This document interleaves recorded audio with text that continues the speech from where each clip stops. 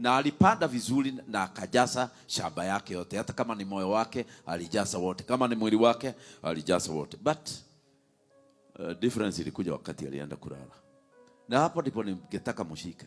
Kama leo umepewa promise ya pesa, hiyo kitu umepewa can be shaped in the night by the enemy.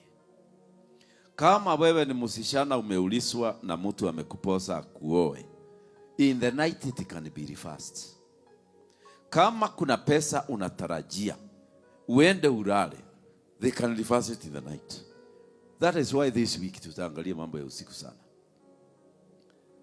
Ndio tujue if the devil reverses it at saa 7 usiku, maana shaitani anafanyanga kazi saa hizo, saa 6, saa 7, saa 8, and probably maximum ni saa 9